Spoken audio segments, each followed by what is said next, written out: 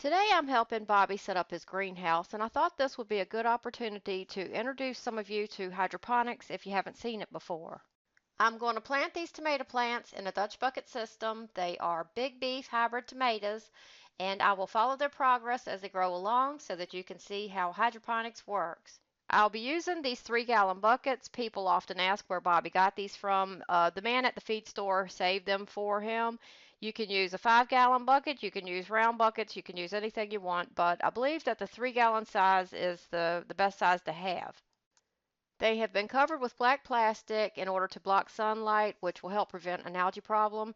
And they have little PVC elbows in the bottom, one on each side, that the water will drain through. Both of the elbows need to be pointing downward, and they are held together in the middle by a grommet that Bobby got from Granger. The part number is 3MPL8. So I'm starting out by rinsing the buckets out well. Then I'll line the bucket with a 5-gallon paint strainer. A lot of people ask if you could just put a little strainer over the end of the elbow itself, but no, that doesn't work well. The 5-gallon paint strainer works out the best. For the growing medium, we're using perlite, and people often ask if Bobby reuses this perlite. Yes, he does. He will use it twice as long as there wasn't a disease problem. At the end of the season, he rinsed it well, and then he dumped it all into this IBC container to dry and stay there over the winter.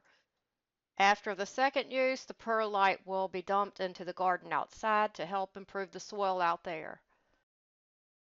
I put a little of the perlite in the bottom of the bucket. I didn't need to add a whole lot at this point because the tomato plants are so tall. Then I pinched the lower growth off of the tomato plants, set them down in the bucket, and then filled it with perlite. People often wonder what Bobby's secret is because he seems to grow everything to absolute perfection. And I can tell you that part of the secret is his devotion to gardening. I have watched him with these plants from the minute they were planted as seeds, and he gives each and every plant individual tender love and care. We still live 100 miles apart, and I can't tell you how many times he has put these tomato plants in the truck with him and driven them 100 miles to my house and back. So part of the secret is dedication.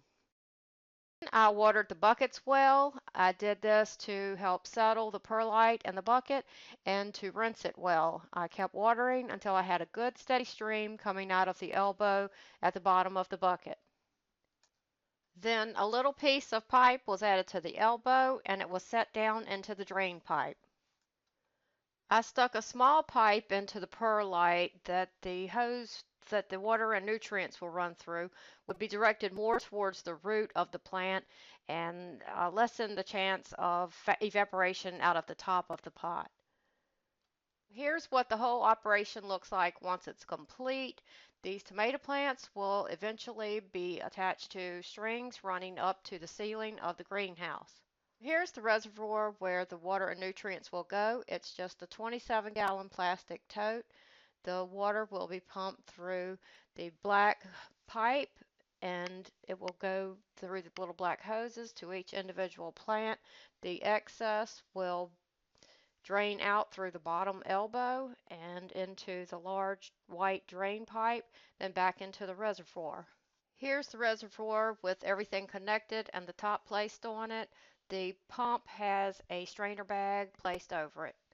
The pump is on a timer and it's programmed to run 3 times a day for 30 minutes each. It comes on at 7, 1, and 7.